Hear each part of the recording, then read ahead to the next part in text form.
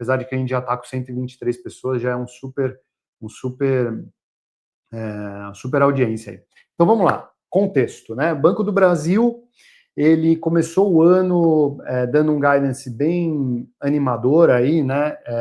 A gente estava falando ali na casa dos 30 e poucos bilhões alto. Deixa eu pegar até aqui o que eu tinha anotado na época de Banco do Brasil para falar para vocês, porque quem sabe faz ao vivo. E é isso, pessoal. Live é assim, não vai ter nenhum roteiro, não tem nada, não tem, vai ter umas pausas normal. Então é isso, ó. Lá em 2025, o Banco do Brasil ele apresentou uma projeção de lucros para aquele ano.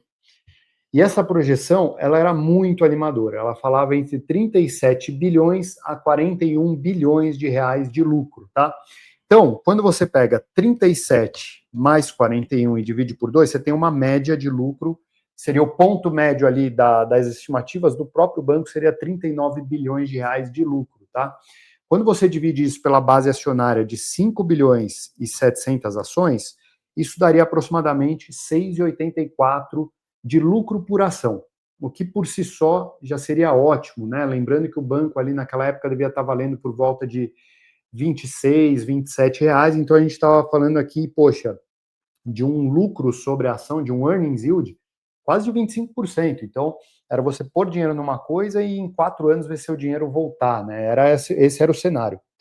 E não só o 6,84 por ação, como o payout de 40%. Então, quando você pegava 6,84 por ação e multiplicava por 40%, as melhores estimativas, o ponto médio da estimativa ali do guidance, a gente estaria falando de R$ 2,74 por ação de dividendos. Então, guardem bem esse número. O mercado inteiro, basicamente, foi avisado de que o Banco do Brasil tinha um guidance oficial, enviado pelo RI da companhia, aprovado pelo CFO da companhia, Giovanni Tobias, de que eles iam buscar esse guidance de entre 37 e 41. E lembrando que o banco ele vinha, né, numa crescente de lucro muito exponencial, né? Essa era a história ali do Banco do Brasil, tá? E aí, isso foi em fevereiro, e aí, no mesmo dia também, eles anunciaram esse fato relevante de que eles iam pagar entre 40% e 45% de payout, que a gente já fez a conta aqui, daria 2,74 ali num cenário conservador, né? Aí, no dia 9 de maio, veio outro fato relevante, tá? E esse fato relevante foi interessante porque a divulgação de resultado do primeiro trimestre, perdão, ia ser naquela ocasião, ia ser ali, dali a alguns dias, e nesse fato relevante, eles anunciaram que a divulgação de resultado que estava prevista para uma data, por exemplo, quinta-feira, não iria ser naquela quinta-feira, passaria a ser na segunda. E no fato relevante, eles até detalham que a Tarciana, que é a CEO, estaria em viagem, que isso, e barari, barará. Aquilo ali já subiu um alerta muito forte na minha cabeça, porque eu tinha visto inclusive um conteúdo do Market Makers, inclusive um abraço aí para o pessoal do Market Makers, para o Salomão, Josiel, pessoal lá super gente boa, inclusive eu sou membro lá do M3 Club, que é super bacana, e tinha ido um analista de uma gestora lá falar sobre bancos, um cara muito bom, e aí me foge o nome dele agora, mas ele já falava que a carteira de agro do Banco do Brasil estava esquisita, etc., mas eu dando uma olhada nos números, você não conseguia capturar isso muito, né? Mas 2 sinais, né? Essa carteira de agro, o pessoal sinalizando que ela estava mais ou menos, e esse fato relevante, eles anunciando que iam postergar essa divulgação de resultado. Isso não é comum. Não é comum uma empresa dar uma data e falar que vai postergar 2 dias, né? Então o mercado já estava esperando alguma coisa esquisita, né? E quando ele solta o resultado ali na nova data, que seria ali dia 15 de maio, o mercado ele foi surpreendido por um impacto muito negativo no lucro, um impacto bem impressionante no lucro, principalmente pela entrada em vigor de uma resolução do Conselho Monetário Nacional, chamado 4966, que basicamente ele muda a forma de contabilizar as perdas esperadas, tá? E, de novo, pessoal, aqui eu não sou contador de formação, não tenho a menor pretensão de dar aula sobre contabilidade, mas eu vou falar na linguagem do investidor comum, que somos nós, qual que é a minha interpretação disso, tá? Então, a minha interpretação disso é que essa nova regra, basicamente, como que funcionava até então, né? Como que o banco reconhecia até então as provisões de perda. Um cliente ali, ele entrava em atraso, a partir do momento que ele entrava em atraso, você tinha um score de risco para cada cliente, né? Quem trabalhou em banco aí sabe, você tem um score A, B, C, D, E, F, G, H. H é quase o título que você joga ali por baixo. Veronique, lembrando, Pedro Gonzaga, analista de bancos. Obrigado. De uma gestora bem legal, esse cara entende bastante. Inclusive, recomendo ali o podcast, tá? Eu boto lá no meu Instagram, @tunico.dias, o link disso, tá? E aí, o que acontece? Esse reconhecimento de receita novo do Banco do Brasil, ele era basicamente o seguinte, ó, ao invés de eu provisionar uma perda que já aconteceu, eu vou provisionar uma perda esperada. Então, imagina o seguinte, o Tunico aqui, ele tem um cartão de crédito do Banco do Brasil, tem ali uma fatura de 15 mil reais para vencer, vamos supor, e eu atrasei 2 dias aquela fatura. Mas o Tunico também é sócio de uma outra empresa que tem um crédito no Banco do Brasil de 100 milhões de reais, e como o Tunico e essa empresa, eles têm um patrimônio mais ou menos que se conversam, a partir do momento que o Tunico atrasou essa fatura do cartão de crédito, eu tenho que provisionar aquele crédito de 100 milhões que muitas vezes está em dia, mas que tem sinais de que, como o Tunico, que faz parte daquele grupo, atrasou, aquilo deveria entrar em atraso. Então, essa nova forma de enxergar o atraso e outros detalhes também, então você tem ali algumas receitas que estavam na receita financeira, passou lá para baixo, como economia. Teve um monte de coisa que mudou. O Giovanni Tobias, o CFO, ele explica isso muito bem na ocasião, e isso basicamente mexeu com toda a expectativa de lucro, porque uma provisão de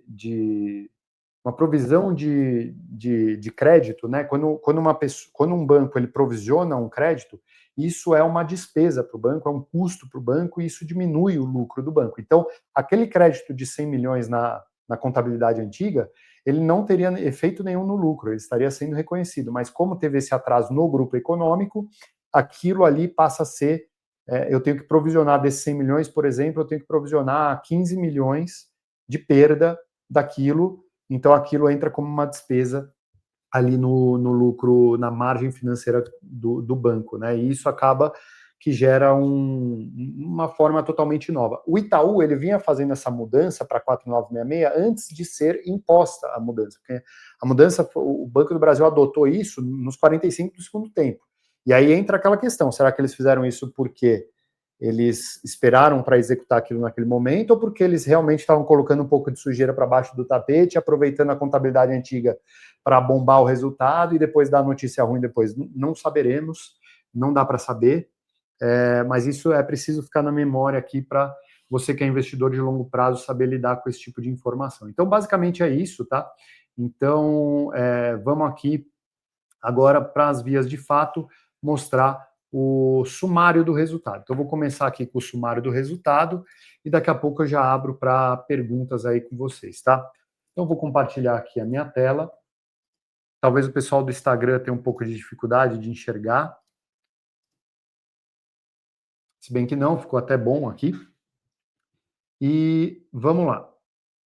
Como que a gente olha para esse sumário do resultado, e a gente vai olhar isso aqui junto, tá? Primeira vez que eu estou olhando. Então vamos lá. Lucro líquido ajustado dos 9 primeiros meses, 14 bilhões e 900, e um lucro do terceiro TRI de 3,8 bilhões. Ou seja, para se chegar naquela margem entre... Daí o que aconteceu? O banco ele trouxe um novo guidance, né, depois dessa novela toda e etc. Ele anunciou no dia 15 de maio essa mudança contábil. A ação tinha encerrado a 29,40, no dia seguinte a ação caiu quase 40%, não no dia seguinte, mas desde então ela caiu 40%, chegou a bater R$18, agora voltou para 22, 23, e ele surpreendeu lá naquela ocasião com novos números de guidance, né? Então, o que ele estimou ali para o guidance daquele revisado naquele momento, né? eu tenho esse número aqui. Então, o guidance que havia sido de 37 a 41 bilhões, ele passou a ser de 21 a 23. Então, o ponto médio do guidance agora passou a ser não mais 39 bi, mais 23 bi. Então, a gente foi ali de 39 para 23, foi uma queda de 40% no guidance de lucro do banco. Então, é por isso que o banco caiu 40%, porque estimaram um lucro 40% menor, então eles estimavam ali no ponto médio 23. E quando você olha aqui nesse paper que eu estou mostrando, 14,9 de... Vamos ser justos com o banco, vamos pegar o ponto mínimo ali de 21. 21, faltaria então agora, para o quarto trimestre, o banco entregar 6,1 bilhões, né, de reais para perfazer o ponto mínimo do novo guidance, que era 21 bilhões. Né? Então, e aí o que aconteceu? Hoje eles revisaram o guidance novamente. Então, no ano de 2025, o banco ele teve basicamente três guidances, né? Então, qual que é o guidance novo do banco aqui? Só para a gente contextualizar, antes da gente ir para o resultado. Terceira versão do guidance, é isso aí, Veronique. Janela, guia do Chrome, fato relevante, aqui, ó. Então, isso aqui é a nova versão do guidance do Banco do Brasil, né? A versão 1 foi aquela de 37 recapitulando, versão 1 de 37 a 41 bi de lucro, versão 2 de 21 a 23 e agora a versão 3, eles falam de um lucro entre 18 e 21, né? Entre 18 e 21 bilhões de reais de lucro, e principalmente o resultado foi penalizado pelo custo de crédito. Então, quando você olha aqui, ó, talvez esteja pequeno aí para vocês, mas o que mudou aqui? Basicamente, o custo de crédito, né, que ele tinha estimado no Guidance 2 de 53 para 56, e ele estimou isso aqui agora de 59 a 62. Esse é efetivamente o custo de provisão de devedores duvidosos, né? Aquele custo que ele tem que jogar na linha do DRE para perfazer essa expectativa de crédito que não vai dar certo. Isso vai direto na veia do lucro aqui, né? Então, de 18 a 21. Então, ele coloca aqui, ó, observou nos 9 primeiros meses de 2025, 14,9. Isso significa que, se você dividir isso por 9 e multiplicar por 12, se ele continuar na mesma toada, ele chega ali em 19,87, ficaria mais ou menos no meio do novo guidance de 18 a 21. E aí a conta é simples, tá, pessoal? De 18 a 21, se mantido o payout de 40, eu não vi nada se eles mexeram nisso, comenta aí se eles mexeram, mas vamos dizer que entre 18 e 21, a gente tem um ponto médio de 19 bilhões e 500 milhões de reais de lucro. Você divide isso por 5,7, que é o número de ações, você teria 3,42% de lucro por ação, tá? Lembrando, o lucro por ação ele é decomposto em duas coisas: aquele lucro que o banco paga em dividendos, que no caso seriam os 40% de payout, e os outros 60% se mantém dentro do banco. Isso aumenta o patrimônio líquido do banco e automaticamente espera-se que a ação acompanhe, né, esse crescimento de resultado, mas isso não vem no curto prazo. O múltiplo ali, que é o preço sobre o valor patrimonial, ele depende muito da confiança que o pessoal tem no banco, independe do resultado, é uma percepção de valor, né? Então, 3,42 com 40% de payout, a gente está falando aqui que, considerando o ponto médio do novo guidance, o dividendo hoje para Banco do Brasil, médio seria 1,37. E a gente finalizou o pregão hoje com o Banco do Brasil valendo 22,80. Isso significaria, comprando hoje, né, que o pregão já foi, um dividend yield literalmente redondo de 6% ao ano, que é o dividend yield, né, que o Décio Bazin, o Barsi, enfim, grandes investidores exigem para investir numa empresa, né? Lembrando que sempre tem não é só os 6%, você tem que considerar os 6% e o custo de oportunidade de você investir em outras empresas que estão te dando mais. Então, se o mercado inteiro está 5 a 7, 6% é bom. Se o mercado inteiro está 8, 9 e você tem 6%, isso aqui não é tão bom relativo ao que o mercado te oferece, né? Então, comenta aí o que você achou dessa mudança de guidance. Vamos pegar aqui, antes de abrir o resultado, Eu queria um pouco ouvir vocês. Então, ó, o pessoal falando aqui que agora o payout é de 30%. Então, vamos revisar aqui. Então, se o payout era de 30%, basicamente eu tenho que pegar aquele 6% que eu falei, que seria com 40%, dividir isso por 0,4 e multiplicar por 0,3. Seria 4,50 de dividend yield para o Banco do Brasil no preço médio de hoje, né? Pode ser que amanhã, e provavelmente amanhã vai cair, porque, sinceramente, eu não esperava uma revisão de guidance. Eu acho que isso é uma baita de uma bola fora do Banco do Brasil. Não sei o que vocês acham, mas minha percepção é que o banco não poderia ter revisado mais uma vez o guidance, porque isso eu acho que é um tiro no pé, assim, da confiança, né? Mostra que o banco está perdidinho, né? Imagina você ali, diretor financeiro do banco, você não consegue nem explicar o que está acontecendo, né? Então, é uma loucura. Então, vamos lá. Então, a gente considerando aqui o preço, o lucro entre 18 e 21, vamos para o pior cenário? 18, 5,7 divide, 0,3 vezes 95 centavos de dividendo. Quanto que isso seria em relação ao preço teto, né? Então, se fosse para receber 6% com 95 centavos, a ação deveria valer 15,80 para você receber 6% ali no ponto mínimo do guidance, né? No ponto máximo do guidance de 21 bilhões de lucro, 5,7 divide 0,3 vezes 1,11 por ação, e você divide isso por 0,6, você deveria pagar ali R$18,42. Então, o ponto médio, que seria 18 entre 21 mais 2 divide 19,50, 0,3 de payout, 19,50, 5,7 divide, lucro por ação 3,42, 0,4 vezes 1,37 divide por 6%, 22,81, é isso? Peraí, me enrolei aqui nesse negócio. 19,5 é o ponto médio do guidance. 5,7 divide, 3,42 por ação, 30% de payout, 1,03. 0,06 divide, 17,11. Pessoal, preço do Banco do Brasil para receber 6% de dividendo varia de 15,80 a 18 e alguma coisa ali, 18,40, tá? Então, realmente, assim, com os preços atuais de tela hoje, o Banco do Brasil está caro para fazer novos aportes, mas, lembrando, tem que se aprofundar um pouco mais aqui no número, e é isso que a gente vai fazer nesse exato momento aqui, tá? Mas eu acho que amanhã agora vem porrada, tá? Agora vem porrada. Fernandes, agora está explicado ao CEO do BB por que o mercado valoriza mais as ações do Itaú. Exatamente, pessoal, exatamente. É isso, é qualidade, né? O Itaú vale 1,9 vezes o patrimônio e o Banco do Brasil vale 60 centavos do patrimônio, está explicado, né? Então, é uma porrada, mostra muito amadorismo, sem dúvida nenhuma.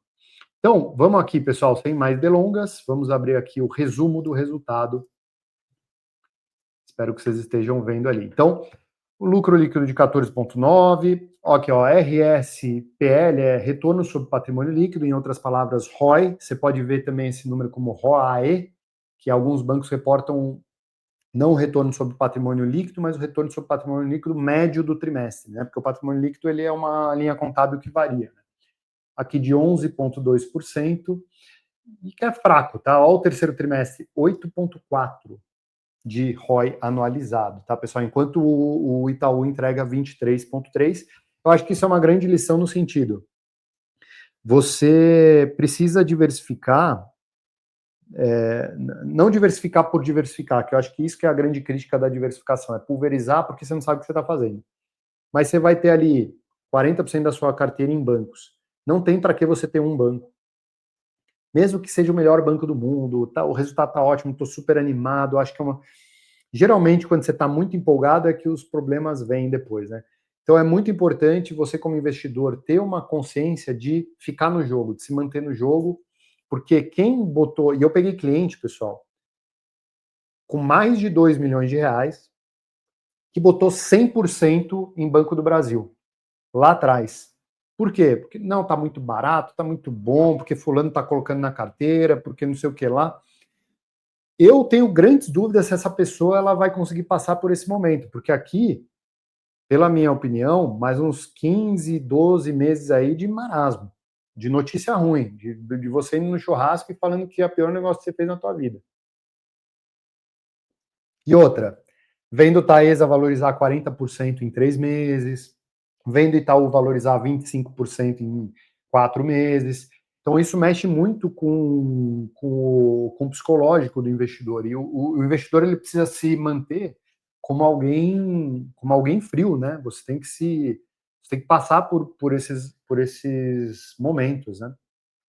Margem financeira bruta, pessoal, nada mais é do que a receita da atividade bancária, né? Então, 75 bilhões nos 9 primeiros meses, 26 bilhões no terceiro trimestre, que é fraco para eles, né? 44 bilhões de custo de crédito, não é à toa que eles aumentaram aqui o guidance de custo de crédito. Receita e assim, né? Detalhes, né, pessoal? Olha o resumo aqui. Algum lugar você está vendo a variação percentual, né? Porque geralmente você vê 30% a mais no year contra year, 20% a mais no trimestre. Quando o resultado é ruim, só põe o número, pra você ficar perdidinho, né? Eu tô perdido aqui, eu não sei os números de cor, eu preciso dar uma olhada em outro negócio aqui para ter certeza. Então, isso é o que eu falo, tem empresa que acha que a gente é besta, né? Carteira de crédito expandida, então o Itaú com 1,4 trilhões, né? O Banco do Brasil aqui com 1,3 trilhões de carteira, 1,3 trilhão, né, é o jeito certo de falar. Pessoas físicas, pessoas jurídicas e agro, sempre foi esse um terço, um terço, um terço, mas você vê que ele está botando mais ênfase aqui na pessoa jurídica agora, né? E aí, vamos abrir aqui essa parte que eu gosto, ó. Então, vamos lá. Lucro líquido ajustado, 60% de queda ano contra ano.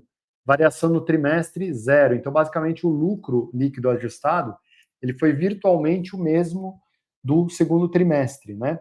Então, isso era até uma crítica de quem falava do guidance revisado versão 2. Eu vou falar sempre versão 1 é a primeira, versão 2 é a do meio, e a versão 3 é essa agora. Da versão 3 que o pessoal falava, bom, para ele entregar isso que ele está prometendo, o terceiro e o quarto tri tem que ser muito melhor do que o segundo. E será que eles vão ter tempo para fazer isso? E o pessoal acertou aqui, porque realmente eles não conseguiram reverter isso a tempo, né? Então, o lucro líquido aqui variando zero no tri contra tri, caindo 60% no trimestre, no ano contra ano, né? Margem financeira bruta aumentando no ano contra ano, então a receita crescendo 5% no TRI, o custo de crédito crescendo 77% no TRI do ano anterior com o mesmo TRI agora, então lá a gente via um custo de crédito de 10 e agora de quase 17 aqui, né, no trimestre, receita de prestação de serviços caindo e tal, e o lucro líquido aqui caindo 66%. O lucro líquido que a gente via lá nos tempos áureos, 9 bilhões e tal. Se você pega ali o ponto médio do guidance versão 1, né, que é de 39 a 43, que é 41, se você divide isso por 4, o banco estava tão otimista que ele acreditava que ele ia entregar em cada um dos trimestres de 2025 10 bilhões. E ele está entregando 3, assim, um negócio ridículo, né? Assim, de fraco. Então, ó, nos 9 primeiros meses, o banco entregou 12,8 bilhões de lucro nos 9 primeiros meses. Isso deveria ser basicamente um trimestre do Guidance versão 0, para você ver, versão 1, como que é uma loucura isso, né? Aqui o crescimento da base de ativos, que é basicamente a carteira de crédito, né? Total de passivos aqui também crescendo. O que é o passivo de um banco? É o dinheiro depositado ali no CDB, letra do banco, poupança. São os recursos que o banco pega para poder emprestar, né? Carteira de crédito aqui, no ano contra ano, PF crescendo 8%, PJ crescendo 10%. Lembra que eu falei que o terço da PJ está crescendo? O agro crescendo 3%. E no TRI contra TRI, relativo ali ao segundo TRI de 2025, caindo a carteira PJ e caindo a carteira agro aqui, tá? Inadimplência de 90 dias ou mais, 4,93, crescendo aqui 72 bips, isso aqui é 0,72%, né? O crescimento de 0,72% na inadimplência. Isso não é uma notícia boa. Lembrando que o Itaú, para ter uma referência, 2,1% é esse indicador, então está o dobro aqui do Itaú. E é isso, né? O preço sobre valor patrimonial aqui de 0,71 ali, isso quando eles botam aqui é no fechamento do trimestre, né? A gente já passou aí um tempo do fechamento do trimestre. Pessoal, assim, é um negócio, é um momento ruim, mas que esse é o momento que você testa se você é um investidor de longo prazo ou não. E eu posso te falar, obviamente que quando a gente mexe com dinheiro, ninguém gosta de perder dinheiro, de olhar lá a corretora e ver um negócio caindo, ninguém gosta disso, mas sempre tente olhar pelo lado positivo. Quais as lições que a gente tira disso? Uma delas é essa que eu acabei de falar. Poxa, não dá para você concentrar muito em um ativo, mesmo ele sendo o melhor ativo do mundo. Então, por exemplo, eu tenho falado muito lá na caixinha de perguntas, pessoal, o que você está comprando e tal? BB Seguridade, eu acho que ainda está no momento legal de compra e tal, mas chega um teto que não adianta mais você comprar. Porque se acontece alguma coisa com o BB Seguridade, você não pode morrer no caminho, né? Você tem que se manter. Se manter vivo é mais importante do que rentabilidade. Isso poucas pessoas entendem. Porque a rentabilidade, ela é uma métrica do ego, né, também. Você vê, eu rentabilizei 120% do CDI e tal, o pessoal vem se gabar com esse tipo de coisa, mas no fim das contas, bicho, isso aqui te transforma de 180% de CDI para 80% de CDI em um segundo. E você tem que estar preparado, entendeu? Então aqui, pessoal, não foi fraude, não foi nenhum tipo de problema, não foi nenhum tipo de vamos dizer assim, de má conduta em termos de roubar dinheiro do acionista, mas foi um malabarismo, vamos dizer assim, contábil para poder passar por esse momento. E isso é ruim para nós investidores, né? Eu acho que o Banco do Brasil ele deveria se envergonhar de apresentar esse tipo de resultado para os acionistas, né? É um negócio horroroso. Vamos ver a apresentação agora aqui da teleconferência, que esse já vem um pouquinho mais floreado. Vamos ver o que os caras vão aprontar para a gente aqui amanhã. Quem que vai acompanhar aí o resultado, comenta também. Vou compartilhar aqui minha tela.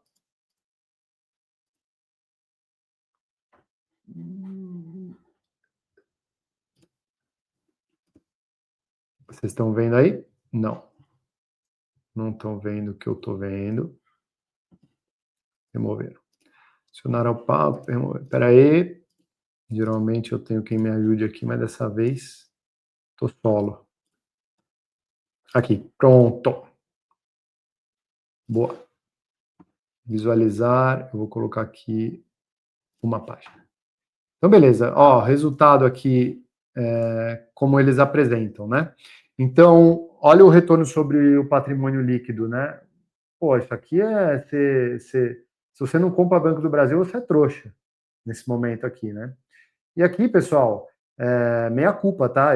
Nesse momento, eu estava comprando o Banco do Brasil para mim e para cliente, né? Obviamente que não numa intensidade tão forte, mas estava comprando. Aí aqui você vê, ó, o resultado não vai ser tão bom, tá? Ó, o resultado vai vir ruim. Ó, o resultado vai vir pior. Então as notícias elas foram vindo a conta-gotas, né? Isso também eu acho péssimo. Por que já não dá a notícia ruim de uma vez, né? Já não anuncia a catástrofe, né? Ó, os 9 primeiros meses aqui, o resultado sobre patrimônio líquido de 11. Aí a gente vem para o custo de crédito, né? As despesas de PCLD, né, de provisão para crédito de liquidação duvidosa, que é outro nome para chamar de PDD ou PCLD, seja qual esse nome for, a gente falava de um custo de crédito ali de 10 bilhões no terceiro TRI de 2024 e no terceiro TRI de 2025, aqueles já falam de perda esperada, justamente por conta dessa nova norma contábil, de 17 bilhões de reais, né? Então, isso, ele quebra isso, né, também. Olha só, aqui o amarelinho é recuperação de crédito positivo, né, então às vezes ele joga para provisão, mas ele consegue receber esse dinheiro. Aí você tem perdas por imparidade, descontos concedidos e você tem despesas de PCLD, que efetivamente a provisão que você joga para o resultado para provisionar aquelas perdas. E olha só a decomposição disso. 8,8 dos 17,9, 8,8, 17,9, 50% dessa PCLD é do agronegócio, né? E tem a ver com o momento que o agronegócio está vivendo. Quem é do agronegócio aí pode falar. Eu sei que o Alan Gattuso está aí, meu grande amigo. O que acontece? Na pandemia, houve um fenômeno muito maluco no mundo, né? Onde os grãos basicamente estouraram de preço. Então, quem tinha ali, trabalhava na atividade rural, viu sua receita ali aumentar 2, 3, 4 vezes. Isso é ótimo e tem que ganhar dinheiro mesmo, o pessoal do agro, porque é um pessoal muito trabalhador. Só que, assim como nós aqui no mercado somos testados a qualquer momento, o empresário do agronegócio, ou qualquer ramo que seja, ele também é testado, porque ele passou a receber uma receita muito alta, ele passou a ter um fluxo de caixa muito interessante, e a tentação de achar que isso vai se perpetuar é muito grande. E muitos desses agroempresários, vamos chamar assim, principalmente pequenos e médios, eles aproveitaram esse momento para se alavancar, né? E chegar lá no Banco do Brasil e falar: ó, eu tô rachando de ganhar dinheiro aqui, eu quero comprar um silo, eu quero aumentar aqui minha fazenda, eu quero calcarear aquele pasto ali que eu preciso mexer, eu preciso comprar máquina nova, tal. E tem um fenômeno também do produtor rural, pessoa física, né? Que para quem não sabe, boa parte dos produtores rurais menos profissionalizados, vamos dizer assim, eles operam na física, né? O imposto de renda do produtor rural, ele é regime de caixa. O que significa isso? A receita dele entra e ele precisa gerar despesa aqui para poder pagar menos imposto de renda no ano. Então, geralmente, o habitual é pegar aquele dinheiro que ele recebeu e comprar máquina, comprar caminhonete, comprar terra e tal. Então, o pessoal foi usando aquele dinheiro e vamos embora. E aí, o que aconteceu? Você teve, ao longo dos últimos 3 anos, uma super safra no mundo, porque os fenômenos climáticos favoreceram muito, principalmente a nossa região aqui, para não ter tanta chuva, geada, etc. Então, o que aconteceu? Como produziu muito e é uma commodity, muita oferta de grãos, preço, bum, baixou. E aí o preço baixou, aquele fluxo de caixa que o produtor rural estava acostumado não veio, e aquela dívida que aquele produtor rural, aquele investimento que o produtor rural fez, acabou ficando maior do que aquele que ele poderia honrar. E aí veio o artifício também da recuperação judicial para o produtor rural, e isso faz com que essa carteira infle, porque quando entra em recuperação judicial, o banco não tem muito o que fazer. Então, isso é uma das críticas também do CFO do banco, Giovanni Tobias, dessa proliferação de recuperação judicial, mas um uso meio que maldoso, entre aspas, da recuperação judicial para ganhar tempo, e aí você sabe que o cara está operando com o CPF do filho, etc., mas ele está ali ganhando tempo no CPF dele. Então, é isso que eu pude estudar e observar, né? Então, é isso que eu senti ali, que estava pegando no agronegócio, né? Então, aqui um aumento de 66% na provisão nos 9 primeiros meses de 2024 para 9 primeiros meses de 2025. O que é essa provisão, pessoal? Entenda isso aqui como o maior custo do banco. Então, você tem uma farmácia, né? O seu custo é comprar os medicamentos da distribuidora, comprar o medicamento da indústria, etc. Esse é o custo. Para o banco, o custo é essa provisão de devedores duvidosos, né? Além do custo de funding também, que é remunerar o passivo ali. Então, quando você deposita no Banco do Brasil a 99% de CDI, o banco tem que te pagar isso também. Então, isso é um custo, e o outro custo é essa provisão para perdas daquela carteira de 1,4 trilhão que a gente mostrou aqui. Ele tem que provisionar isso. Então, naquela carteira de 1,4 trilhão, ele provisionou 44 bilhões esse ano, tá? Aí aqui, ó, isso que eu falo da 4966, tá vendo aqui, ó, 4966, carteira de crédito, estágio 2, que é uma carteira quase problemática, e estágio 3, que é uma carteira já mais problemática, né? Eu não sei detalhar qual o critério técnico que é usado aqui, mas você vê aqui, ó, 3,7% da carteira está em estágio 2 e 8,5% da carteira está em estágio 3, né? E aqui a provisão em cima da carteira, que significa a perda esperada desse estágio sobre a carteira desse estágio. Então, a carteira estágio 2, que é 3,7 daqueles 1,4 trilhão, então o que a gente está falando em números absolutos aqui? 1 trilhão e 400. 3,7%, a gente está falando que tem uma provisão de estágio 2 aqui de 52 bilhões de reais, grosso modo, dos quais 29,29%, ou seja, 15 bilhões estão provisionados. Então, é isso que está representado aqui. Agora, quando você olha para o estágio 3, que é aquela carteira que tem a chance maior de dar problemas, a gente está falando aqui de 8,5% daquela carteira de 1 trilhão e 400. Então, é um número bem expressivo, hein? 119 bilhões de reais da carteira do Banco do Brasil está em estágio 3. Talvez se você pegar bancos menores aí que o pessoal gosta de olhar, Banrisul, etc., dá uma olhada depois na carteira de crédito desses caras, talvez não chegue no tamanho na carteira de estágio 3 do Banco do Brasil, né?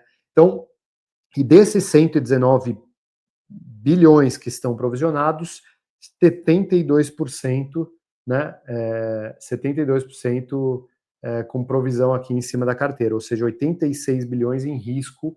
Então você pega 86 bilhões mais 15 ali, a gente está falando de um risco já precificado de 100 bilhões de reais para o Banco do Brasil, para uma empresa que dá um lucro ali de 20 e poucos. Então, é um alerta, assim, puta, a carteira está doente, né? E aí ele decompõe aqui em pessoa física, ó.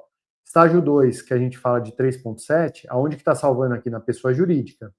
Que eu tenho lá minhas dúvidas também, porque aqui tem muito MPME, né, micro, pequena e média empresa, mas o Banco do Brasil tem um predicado que é muita carteira consignado, jurídica, então eles têm uma coisa legal aqui, principalmente na física, né? Mas a pessoa jurídica deles ali também tem uma qualidade razoável. O agro aqui, 4,7 no estágio 2, e aqui o estágio 3, olha só que surpresa, a pessoa física pesando muito aqui no estágio 3, enquanto o agro aqui pesando um pouquinho menos. Então, a pessoa física, ela passa a ser também um problema aqui pelo que eu tô lendo, né? Olha só aqui, puta, esse negócio de carteira sustentável, vocês vão me desculpar, mas isso aqui para mim é a maior balela do mundo. Inadimplência e índice de cobertura, né? Então a inadimplência aqui mais 90 dias em dezembro de 2024 em 3,3, aí foi aumentando, ó, 3,86, 4,21 e 4,93. O que é o índice de cobertura? Nada mais é do que a provisão sobre o que está ali inadimplente, né? Então você tem ainda um colchão de provisão aqui de 171%, né, sobre a provisão, e aqui a gente ainda está em 165%. Então, tem caído, é preciso manter esse colchão de provisão alto para, comportando essas curvas de inadimplência, essa criação de provisão reverter lá em 2026. Quem sabe se eles fizerem um bom trabalho, né? Aqui a pessoa física crescendo 8%, a inadimplência aqui da pessoa física, MPME aqui, ó, inadimplência de 10% na MPME, que é assustador. 10% de inadimplência, 90%, acima de 90 dias é assustador, não deveria estar nesse patamar aqui, está muito alto, na minha opinião. O agronegócio aqui, uma carteira caindo, certo? Provavelmente eles não estão renovando quem está pagando e deu problema, né? Muito embora eu tenha essa visão, né? Eles provisionaram para esses caras do agronegócio, mas eles não estão indo com tudo para cima desses caras, porque o Banco do Brasil sempre se colocou como parceiro do agronegócio. Então, você matar também a sua galinha dos ovos de ouro ali e ir para cima do cara, pegar a garantia, etc., é o trabalho do banco, mas eu tenho certeza que eles estão com uma visão comercial em relação a esse risco também. Provavelmente estão falando, vamos provisionar tudo esse ano e vamos lidar com essa situação, porque a safra vai vir boa, talvez ter uma perspectiva melhor aí da economia e etc. E daqui a 1, 2 anos esse produtor rural volta e ele vai pegar um novo crédito com a gente porque a gente foi parceiro nesse momento. Tem disso também, né? Eles não podem falar abertamente, mas tem disso, né? E o agronegócio aqui, uma inadimplência também crescente, né? 90 dias aqui de 3 em março, 3,49 em junho e agora 5,34 com índice de cobertura de 170%, né? E olha aqui o número de clientes em recuperação judicial lá em dezembro para hoje, então praticamente 50% a mais de clientes com recuperação judicial. E o saldo E o saldo do total em RJ de 4,5 foi para 6,6 na RJ aqui. Então, realmente o banco está passando por um momento crítico, né? Crítico assim, mas é o que eu falo, né, pessoal? Crítico, mas dando 20 bi de lucro. Então, com todas essas ressalvas, eu prefiro ser um acionista do Banco do Brasil do que de uma Auren que acabou de anunciar um prejuízo milionário aí, sem pagar nenhum dividendo até 2028. Então, escolha o seu turnaround, né? Eu prefiro esse turnaround aqui, um banco que tem 200 anos, vai ser ali, entre aspas, a sua pimentinha da carteira ali por um tempo, mas depois vai compensar. Eu tenho muitas dúvidas se o Banco do Brasil decepciona no longo prazo. Ele não decepciona, ele dá esses soluços, né? Principalmente com má gestão, que na minha opinião a gestão que está aí, eu tenho muitas ressalvas aí com a gestão que está aí. Muita pauta de diversidade, nada contra, de ESG e não sei o quê, para dar resultado como está aqui, né? Mas beleza, c'est la vie, a vida como ela é. Margem financeira bruta, então você tem aqui margens com cliente, margem com mercado. O que é essa quebra, né? Margem com cliente é o cliente, eu e você, empresas, governo, depositamos lá no CDB do Banco do Brasil e o nosso vizinho pega crédito, o banco arbitra esse spread, isso é a margem com clientes. É pegar dinheiro de um, emprestar para o outro e ganhar aqui no meio. Então, ali vindo de 20 no terceiro TRI de 2024, 22 no segundo TRI de 2025, 24 no terceiro TRI de 2025. Então, você vê que a margem com cliente nominalmente crescendo, né? Querendo ou não ali, um crescimento de 10% ano contra ano na margem financeira com clientes, né? Então, isso mostra que o banco não está parado, ele está gerando receita e etc. Você pega nos 9 primeiros meses, 61 contra 67. E aí você tem a margem com o mercado, esse é um pouco mais volátil, porque a margem com o mercado é o dinheiro do próprio banco, do patrimônio do banco, que eles colocam, eles chamam em tesouraria, né? Então, existem mesas ali dentro do banco que operam renda variável, câmbio, renda fixa, e ficam ganhando dinheiro em cima do mercado. Por isso que é margem com o mercado, é o banco pegando o dinheiro dele próprio e comprando e vendendo ação, comprando e vendendo moeda, arbitrando juros, comprando dinheiro lá fora, vendendo. Então é a parte trader do banco com o dinheiro dos acionistas aqui. Então você que é investidor de longo prazo, saiba que uma parte do seu patrimônio é trade, porque os bancos fazem isso, né? Então aqui caindo, né, de 16 para 8, e isso tem a ver com juros, tem a ver com hedge, então tem várias coisas que influenciam aqui, é muito mais volátil esse resultado de tesouraria de margem com o mercado, tá?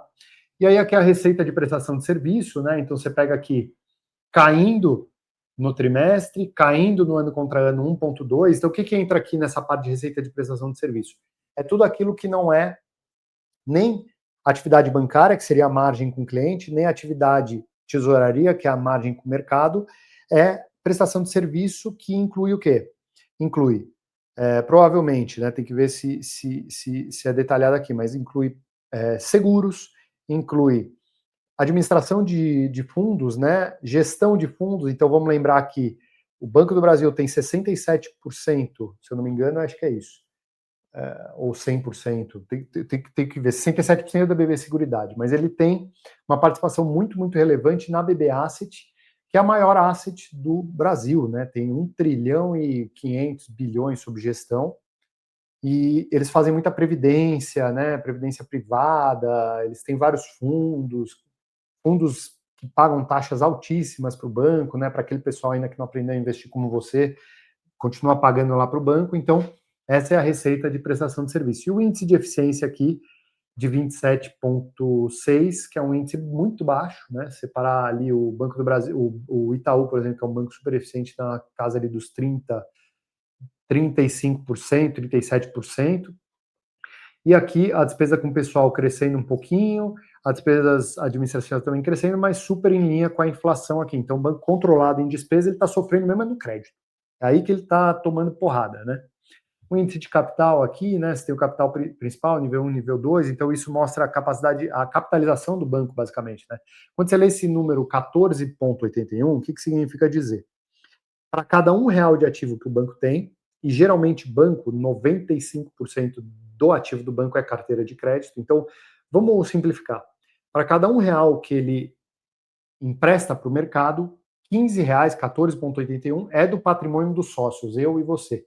Os outros 85% é dinheiro de depositantes, dinheiro de dívida, dinheiro que o banco está devendo para alguém, porque uma vez que você deposita lá no CDB do Banco do Brasil, em algum momento ele vai ter que te devolver, então é uma dívida, né? Você não é sócio do banco. Então, esse é o índice de alavancagem, né? E daí, quando você divide 1 por 0,15, você tem ali uma alavancagem de 6,6 vezes, né? O mercado brasileiro ele permite até 10 vezes de alavancagem, então mostra ali que o patrimônio do banco ainda é sólido, né? Ele ainda aguenta um pouco de porrada e vai passar por essa. Tanto é que está, talvez, numa das piores fases dos últimos tempos, prometendo lucro de 20 bi, que não é pouco. E aqui, explorando um pouco mais aí o lucro líquido ajustado, guidance e por aí vai. Pessoal, da parte de resultado é isso. Eu quero escutar agora vocês aqui. Se vocês têm alguma pergunta, se tem alguma coisa aí que ficou de dúvida. Vamos ver aqui o que o pessoal tem comentado. Na foto de mercado de hoje, qual o preço seria atrativo para entregar? O Alexandre, será que você está perguntando quanto que você venderia ao Banco do Brasil? Cara, assim, eu acho que agora é meio tarde, né? Amanhã provavelmente vai cair uns 10%, se cair pouco. Não sei, eu não sei se eu entregaria Banco do Brasil, a não ser que você esteja desesperado, mas eu acho que agora é hora de ficar quieto, não é hora de vender nada, tá? Vamos lá, agora está explicado. E a CEO com aumento de 57% no salário há pouco tempo atrás. Pois é, pois é. Vamos lá, que mais? Vamos ver como eles vão apresentar.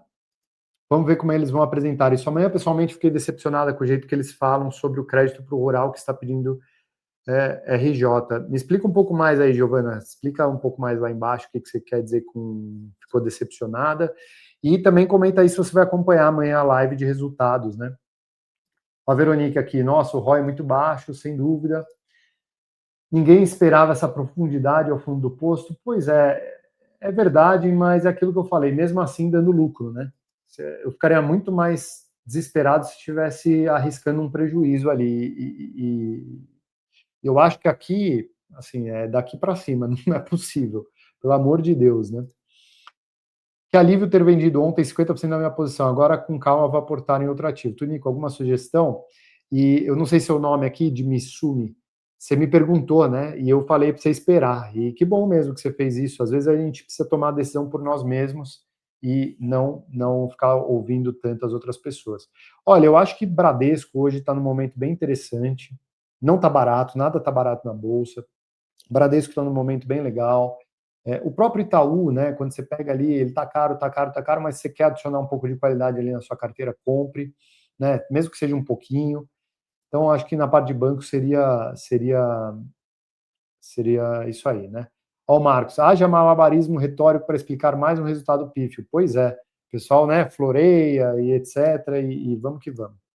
A Veronique, quantos anos você acha que o bebê leva para se recuperar desse tombo? 2 anos para reciclar a carteira de crédito? Veronique, isso é o que eles falam, né? Eles dizem que a carteira de crédito deles gira aproximadamente 25% por semestre. Então, significa dizer que do 1,4 bilhão que eles têm, a cada semestre eles liquidam 350 bilhões e entra 350 bilhões na produção de crédito novo. Então, eles têm a chance de reciclar a carteira a cada 2 anos. Óbvio, você vai ter um crédito imobiliário que é mais longo, isso é prazo médio da carteira, né, contábil. Mas eu acho que depende muito do agro, tá, Veronique? Muito dos juros, mas eu acho que aí uns 2 anos, pelo menos, para a gente ver resultados bons, né? Mas até lá, pessoal, provavelmente o banco vai cair, vai ter alguma crise, vai lá saber se o Lula vai ganhar a eleição ou não, também vai dar outra porrada no banco. Então o banco vai virar aquela coisa ali que vale a pena comprar. Mas assim, pessoal, para o longo prazo, 2, 3 anos não é nada. Se você aguenta a porrada aí, fica aí. Ó, o Dário. E a BBSE será afetada? Então, Dário, a BBSE ela é uma subsidiária do Banco do Brasil. O Banco do Brasil tem 67% dela. O resultado dela nos últimos 2 trimestres vieram bons, não vieram ruins, vieram em linha com o que era esperado. Ela está com um pouco de dificuldade de emitir novos prêmios, justamente porque o banco está um pouco segurando a rédea na emissão de novas, de uma carteira de crédito nova, né? Então, provavelmente sim, BB Seguridade vai ser afetada, mas não na mesma proporção que o Banco do Brasil foi afetado, tá? Aí o Silvio, 7 centavos de JCP por ação, segundo fato relevante. Não sei se está descontando o IR. Vamos ver aqui. Eu também recebi isso aqui. Já falo para você. Remuneração aos acionistas. Eu estou vendo aqui, eu não estou projetando de propósito, tá? 7 centavos, 7,2 centavos, vai, 0071927 JCP por ação, isso é bruto, tá? Te respondendo aqui. 0,7193, arredondando, 0,85 vezes. Isso significa 0,06 centavos líquido na tua conta ali para cada ação que você tiver do Banco do Brasil, tá? Olha o Fausto aqui. Quem não concentra não sofre tanto, amanhã vai cair com certeza. Quem não concentra não sofre tanto, mas também quem estava concentrado em Taesa está sorrindo à toa, né? Então tem os dois lados da moeda, você tem que saber jogar seu jogo e saber até onde você aguenta, né? E é isso aqui mesmo, né? O Rafael falando aqui. Na verdade, é o contrário. Se não fosse o bebê, o resultado teria sido ainda pior. É isso aí. Mas eles são ligados, né? Eles têm uma ligação, né? Ó, que o CTLA ar-condicionado, bom, eu acho que não chega a R$ 18, não sei. Talvez chegue, viu? Quase chegou há pouco tempo atrás, 18 e alguma coisa, né? Turico, se o banco retém 60% a 70% do lucro para reinvestir, o lucro bruto não deveria aumentar para minimizar as perdas? Na verdade, você está confundindo dois aspectos aqui, tá, Fernandes? Você tem a DRE, a demonstração de resultado do exercício, você tem o balanço patrimonial. O resultado, o lucro, vem da DRE, então vamos supor que seja 20 bi, ele vai ser da DRE, então tudo que você teve de receita, custo, despesa, etc., vai dar 20 bi aqui.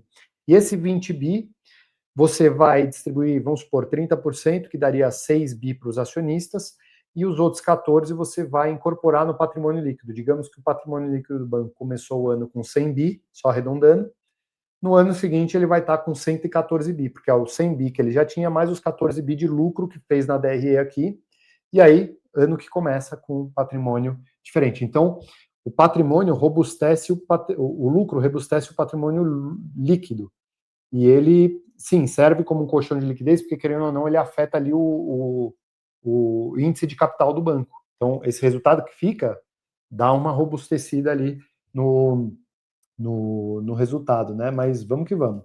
Ó, o Davi Guglielmo, um grande amigo, estava com a gente lá também em Nova York, ele, a Veronique, Felipe Moll aí também. Faz parte esses proventos menores, sem dúvida, faz parte, tá no jogo, pessoal, faz parte. Vamos lá. Ano passado só via notícia boa e elogios da BB e comecei a montar produção no meio do ano em diante. É sacanagem, preço médio de 26. Silvio, você não está tão mal assim. Teve gente que montou preço médio mais alto ainda. Mas, Silvio, isso é uma grande lição, né?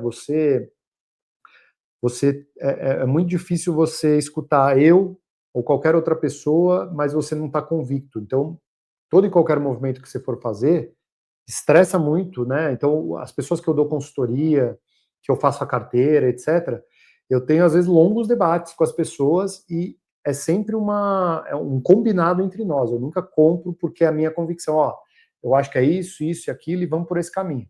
E tem uma outra coisa. O gestor de investimentos ou o gestor de recursos próprios, você fazendo a gestão da sua carteira, você não pode se decepcionar com decisões que você tomou no passado, com informações que você tinha no passado. Então, se o mercado soubesse que ia acontecer isso, não teria essa queda de 40% que teve. Então, o mercado inteiro foi pego de surpresa. Não teria alguém arbitrando isso aí, né? E então é isso. Não importa o que acontece com você, importa o que você faz com o que acontece com você. Esse é o mantra de vida que eu carrego. E é, agora é bola para frente e é aprendizado, e anota no caderninho aí as coisas que aconteceram que você não viu e olha para o próximo investimento dessa forma, né? E sem dúvida, é uma baita empresa e agora seria uma boa hora de comprar. Mas assim, de verdade, Se você coloca isso numa perspectiva de 20 anos, tanto faz se você comprou por 26 ou por 18.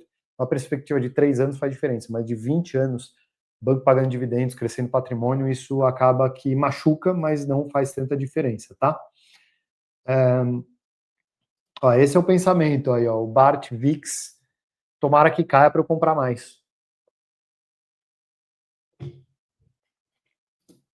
Fausto, o resultado era esperado, mas não tão ruim. Eu não esperava uma revisão de guidance, tá? Esse papo de sardinha que é dose. Será que cai? Tomara que caia. Te acham como verdadeiros investidores, pô. Mas é isso, mas tem que cair, vai cair. Não tem jeito.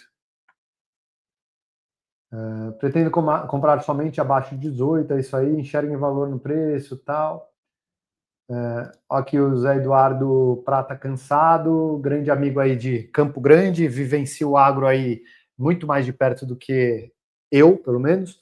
O problema do agro são as safras recordes, preço da soja caindo ano a ano, custos subindo e juros a 15, contratos de empréstimo com garantia não tão boas, tempestade perfeita. É isso. E tem um outro amadorismo do Banco do Brasil, né? Até então eles estavam usando hipoteca como recurso de garantia, ao invés da alienação fiduciária. Quem é advogado aqui entende um pouquinho disso, quem não é, eu posso falar o que eu entendo, que não é muito profundo, mas a hipoteca, basicamente, você tem que recorrer à justiça para poder retomar o bem e poder leiloar esse bem para poder, com o resultado desse leilão, pagar a dívida. Na alienação fiduciária, você faz tudo extrajudicialmente, você não precisa recorrer ao judiciário. É um processo muito mais rápido. Então, por exemplo, se você resolve vender a sua casa para um amigo seu e ele fala, eu vou te pagar em 3 anos, você tem duas opções, parcelar para ele em 3 vezes e passar a matrícula para casa dele e torcer para ele pagar, mas aí é um crédito clean, você está praticamente dando dinheiro para ele sem nenhuma garantia, ou você fala, beleza, não tem problema, meu amigo, você faz isso, só que na hora de passar a escritura para o seu nome, eu vou gravar lá na matrícula do imóvel que tem uma alienação fiduciária para mim. Eu não preciso ser banco para fazer isso. Se você não pagar, eu vou até o cartório de registro de imóveis, aviso que você não pagou aquela dívida, o cartório verifica, confirma realmente ele não pagou e te notifica notifica o devedor e dá um prazo para ele purgar a mora, ou seja, para ele pagar aquela dívida. Se ele não pagar a dívida no prazo que o cartório exigiu, aquele imóvel passa a ser propriedade, tem um nome específico para isso, é uma propriedade ainda não definitiva, né, uma propriedade provisória do banco. O banco realiza o leilão daquele ativo e imediatamente aquele ativo já é usado para garantia. Então, é uma garantia muito mais forte. Aí o banco, pô, a gente não usava até então, agora a gente está mudando para alienação fiduciária. Quando eu vi isso, eu falei, meu Deus do céu, cara, eu uso a alienação fiduciária porque eu trabalhava com recuperação de crédito e tal há um tempo. E é impressionante, assim, como o banco não se ligou disso, não é possível, né? Mas vamos lá. Aqui o Clóvis falando, tá na hora do Banco do Brasil dividir esse mercado com mais bancos, porque tá falando do agro, né, provavelmente. É que, assim, é difícil chegar nesse cara do agro, viu? Tem muito banco que tenta chegar, mas é difícil. O Banco do Brasil ainda é aquele banco que o produtor rural da pequena cidade de Goiás, do Mato Grosso do Sul, do Mato Grosso, ele hoje é um cara de 60 e poucos anos, quando ele nasceu tinha um Banco do Brasil na praça da cidadezinha lá. Então, como que você muda isso na cabeça, né, do tomador de decisão do agro, sendo que tem essa coisa muito da confiança, muito do fechado, da palavra e etc. É um mercado que está se desenvolvendo. A gente vê o BTG se movimentando na carteira agro, fazendo grandes negócios, a gente vê o Itaú na carteira agro fazendo grandes negócios, mas ainda é o forte do Banco do Brasil, tá?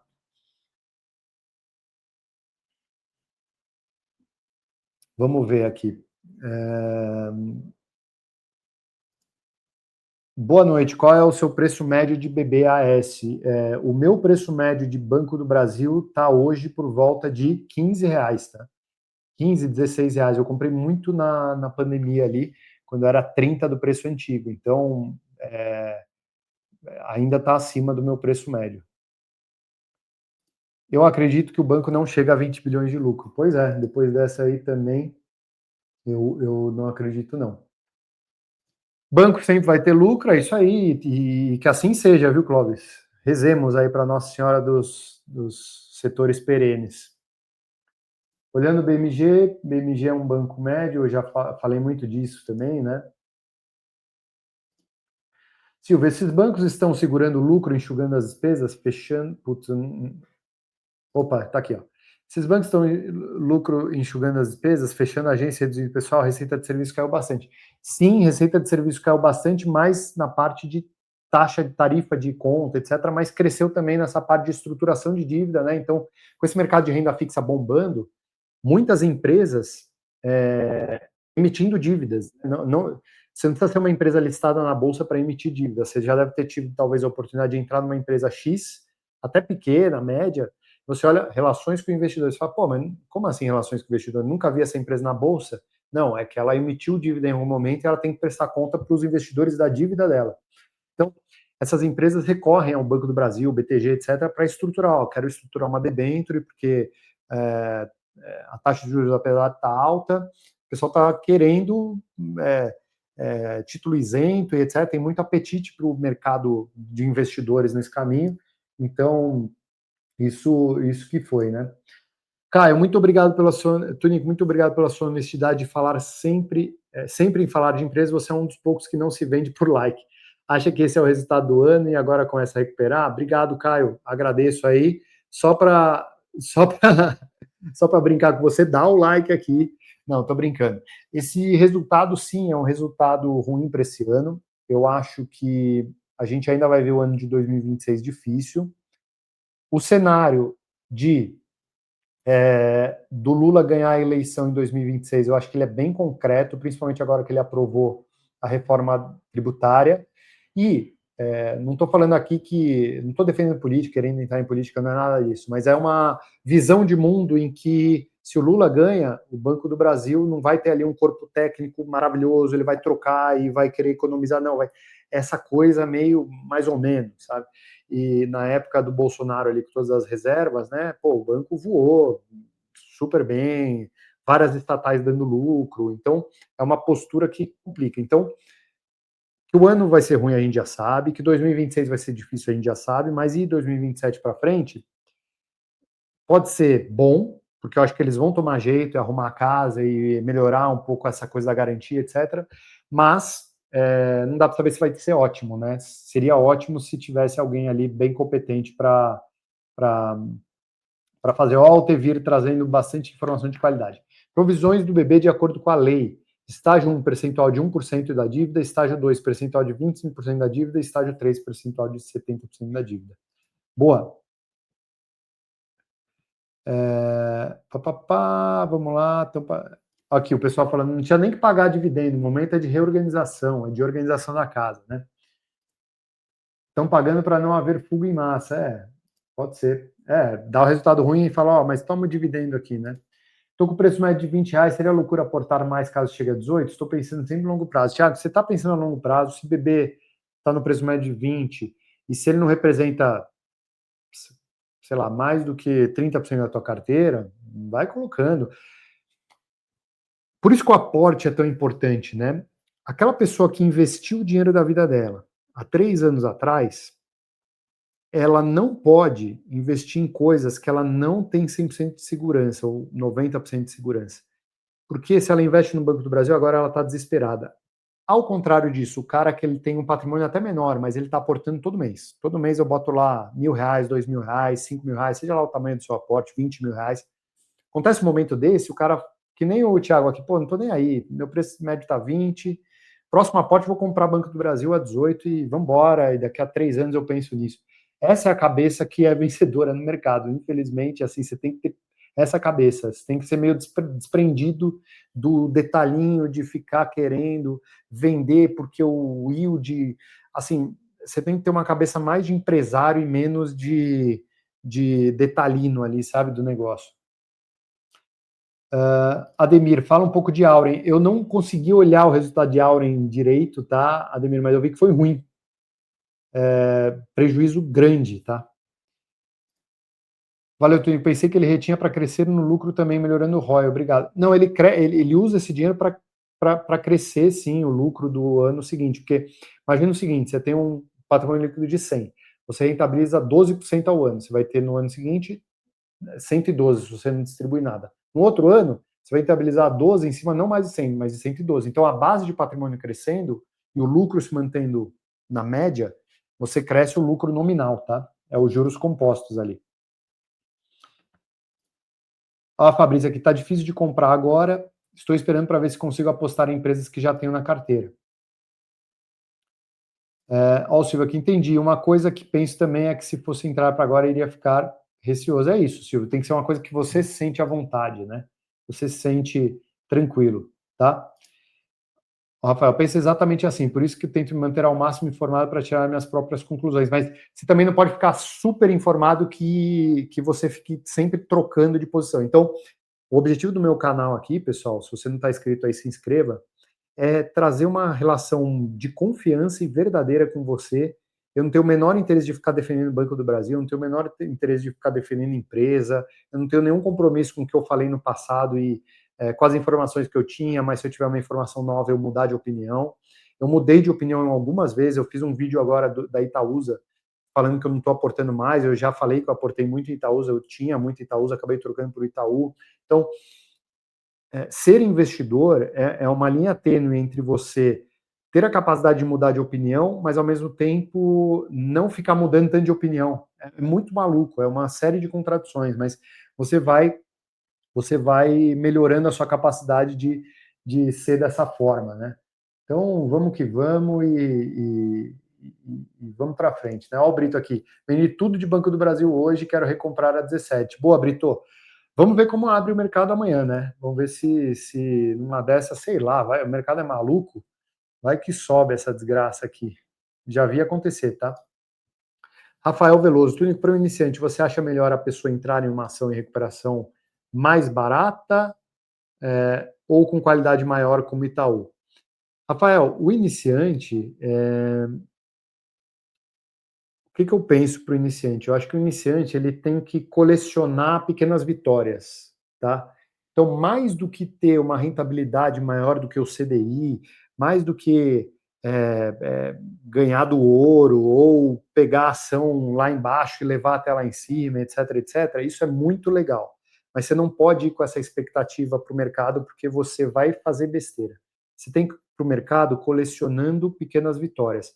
E esse é o grande trunfo desse mestre que eu tive a oportunidade de trabalhar e a honra de trabalhar com todos os meus ex-sócios lá no AGF, que são pessoas incríveis, que é o fator do dividendo. O dividendo, ele traz essa tangibilização do pequeno sucesso. Então, você compra uma ação hoje e daqui a um mês cai um querer que quer lá na tua conta, você fala, rapaz, eu estou entendendo essa dinâmica. Daqui a pouco você compra uma ação, espera 2, 3 anos e você recebe 30% do custo que você comprou em dividendos. Você fala, cara, aquele negócio que eu comprei por 10 já me deu R$ 3 de dividendos só esse ano, que legal, que coisa boa. Então, isso vai deixando você, não no sentido ruim, mas confiante, sabe? Mas confiante com o pé no chão. Então, para o investidor pequeno, eu acho que começar com o Itaú é legal para você colecionar esses momentos, porque o Itaú, escutem o que eu estou te falando, ele vai dar 46 bi de lucro esse ano, mas a meta deles é 60 bi de lucro em 3, 4 anos. Eles estão mirando para isso, eles vão conseguir executar isso. Porque diferente do Banco do Brasil, eu acho que lá é banco de dono, primeiro. Segundo, que os caras são hipercompetentes. Tá? Com todo respeito, não dá para comparar o Milton Malui, que é o CEO do banco, com a Tarciana, que é a CEO do Banco do Brasil. São qualidades completamente diferentes. Então é isso. Acho que você tem que colecionar pequenos bons momentos, tá bom? Pessoal, eu vou me despedir aqui, porque eu falei pra caramba. Adoraria ter uma troca maior com vocês. Quem sabe, num outro momento, a gente faça um microfone aberto aqui para todo mundo poder conversar, falar e etc. Ô Jorge, cheguei atrasado, vou ver a live mais tarde, mas como foi o Banco do Brasil? Foi ruim, tá? Essa é a notícia que você tem aí para você ficar, mas a live, a boa notícia é que vai ficar ali gravada e eu vou postar ela, depois você pode ver com cuidado, tá bom? Pessoal, eu agradeço muito mesmo, de coração, a gente manter aqui, 210 pessoas no pico aqui, acompanhando essa live. Estamos com 180 agora, uma retenção super boa, o pessoal é interessado. Agradeço muito aí o carinho. Gostaria de ter trazido notícias melhores, mas isso aqui faz parte da vida do investidor, acostumem-se. Não é só de notícias boas que a gente vive, e, e vamos que vamos, tá? Eu vou deixar essa live gravada, então você consegue pegar o link aí e compartilhar com seu amigo, porque isso vai ser repassado ali para ele.